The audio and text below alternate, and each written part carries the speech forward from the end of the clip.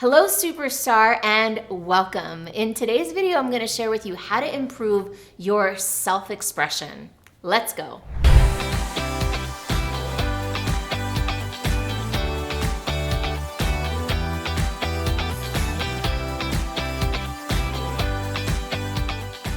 Self-expression, in my opinion, and there seems to be a lot of research to support this also, is a fundamental human need. And in this video, by the end of this video, you're gonna understand ways that you can cultivate your self-expression so that you can have more freedom, more joy, more fulfillment, and contribute more to the planet. Now, self-expression takes many forms. You can consider the most obvious forms of like what you say and how you say it. That's self-expression.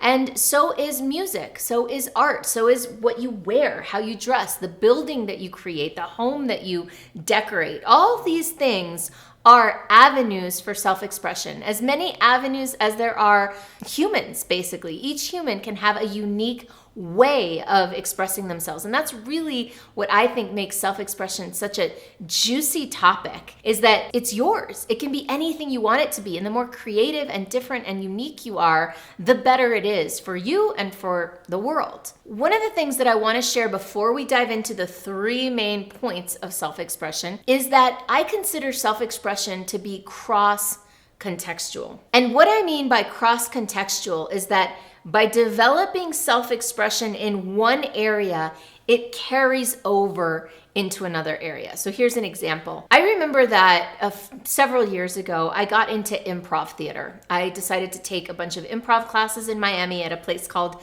Just the Funny, which is still around, by the way, and you can check it out on Coral Way in Miami. And the improv classes I did because they seemed fun, because I liked to perform, I liked to be on stage, and this seemed like a fun thing to do. Well, what the cool thing was, by doing improv and developing that avenue of self-expression, which, by the way, improv helps you be more spontaneous, be more trusting, trust yourself, trust others more, say yes more, be more fun and playful. There's a lot of gifts to improv, and I highly recommend it as a vehicle for self-expression. But what happened was, by doing that work over here in my facilitation and speaking business, I got better. I got noticeably better because I learned how to trust myself, trust others, be spontaneous, have more fun, play. This was cross-contextual. The skills that I developed here, I was able to move over here.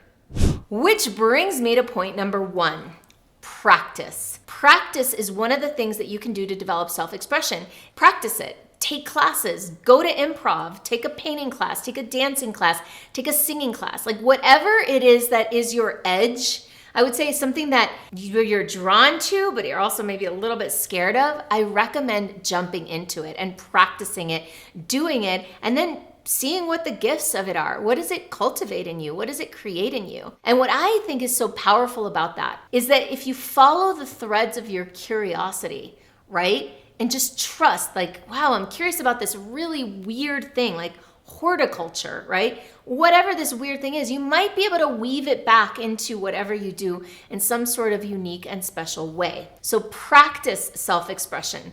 That means take classes, take courses, but also just practice in your day-to-day life. Try different media, try different channels, different forms for self-expression. Think about things that you loved to do as a child that you stopped doing. Did you used to paint? Did you used to do cartwheels in the lawn, right? Did you used to dance or sing? What are the things that you did when no one was watching, when no one was grading you, when no one was handing out gold stars? And see about tapping back into those natural things that you were drawn to. And remember to come to these things, these activities, with the spirit of play. When you practice, right, with the spirit of perfection, then it's not that fun and you don't really develop yourself. In fact, I wish I could remember the exact study, but I know that this study was done where they basically told people, hey, you have 10 minutes to do this activity, right?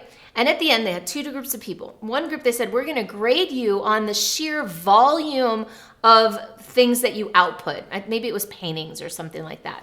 And to the second group, they gave them the exact same amount of time, but instead they said, we're gonna grade you on the one final masterpiece that you create. Well, the second group of people, they spent their whole time painfully painstakingly focusing on this one thing because it was supposed to be the ultimate masterpiece, and there was a lot of pressure. Whereas the people that were told to just produce things by volume, they produced much more creative and expressive work. So think about that. When you're evaluating how you want to practice, consider there's playful practice and then there's perfectionistic practice. Now, I'm not saying that there isn't a room in the world for perfect self-expression, for mastering the Rachmaninoff on the piano.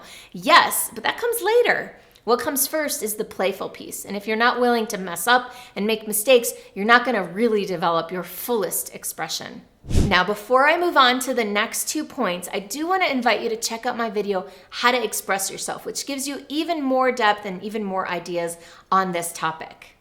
So practice is the first thing. And the second thing is healing. Now, what I've seen in my own life and what I've witnessed in clients is that a lot of what gets in the way of self-expression are these old wounds and triggers and patterns, particularly from our young childhood. So I'll give you a personal example. In my family, I was really, really expressive. I was loud. I was wild. I had ADD is what they diagnosed it as. And I was always doing cartwheels all over the house. And one day I was doing cartwheels on the house and I knocked over a lamp and it broke into a million pieces.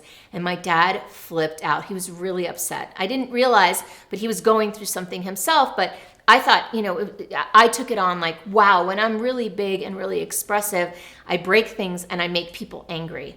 And so from then on, I sort of kind of calmed down. I suppressed a little bit of that natural exuberance.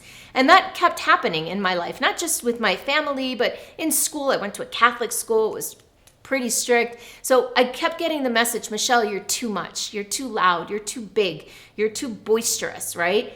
And I learned to tame myself. And what ended up happening was much later in life, I realized that I had all this energy and enthusiasm and expression that I wanted to get out into the world, and I didn't know how, and I actually felt really scared about doing it. I was afraid that there would be consequences, there would be criticism, rejection. There was a lot of, not just from a mental or conscious place, but there was subconscious layers of years upon years of being told to calm down, right? And then on top of that, there was also energetic layers of that trapped in the body. Think about it. Every time I got screamed at or every time I got quieted or shut down, right? There's a tightening, there's a constriction that happens in the nervous system and the body. And if that isn't cleared out, it just keeps getting tighter and tighter and tighter. And so I had to do a lot of inner work to heal those patterns, to heal the physiology of it, even to this day. When I feel like I'm being too much, I tighten up and I feel it in my neck and in my shoulders. So think about, what stories are you carrying from your childhood? How did you learn to be self-expressed or not be self-expressed as a child, right? Were you encouraged? And if so, that's wonderful. Or were you discouraged? And is there some unlearning to do perhaps? And noticing, one of the best ways to understand your own self-expression is notice where you feel envy in your life. Envy can be a really powerful tool for growth. People think of envy as this thing that needs to be shut down or shut away, or it's bad, it makes you a bad person, right? Green with envy. And the truth is that envy is a powerful tool. If you notice when you feel envy, you can actually dive into that feeling and ask yourself, what is it that I want that I don't have? What is it that I've negated in myself? What desire have I not honored? And so you can use envy as a tool to get into those wounds and figure out, what do I want more of in my life? And then start to pursue that. And the third way to improve your self-expression is to surround yourself with self-expressed people. This is why artists hang out together. This is why musicians hang out together, because they feed on each other's creativity. And one of my favorite things to do is to surround myself with a variety of different creators, not just one type, but an artist, a musician, a singer, a poet, a writer, a thought leader, a speaker, right? That's really rich, because then we can, again, it's cross-contextual. We can start to bring in things from other industries, from other areas, and really create something rich and powerful. But when we surround ourselves with people who are not creators, who are not self-expressed, we can sometimes feel like we've got to make ourselves small or shrink down in order to belong. And so I invite you to consider finding a group of people that allows you and encourages you and invites you to be the biggest, boldest version of your true self. And in the spirit of surrounding yourself with people that encourage you to be self-expressed, I recommend getting a coach or a mentor, someone whose responsibility and gift is to help you step up into greater self-expression. And as it happens, that's something that I do with my clients. So if you're looking for someone to support you in that, particularly in the arena of business, how to be more self-expressed, a thought leader, brand yourself, market yourself, position yourself, that's something that I do really, really well. So you can go to superstaractivator.com/go and go ahead and book yourself for a free 15-minute discovery call with me so we can check each other out and see if we vibe. I look forward to meeting you.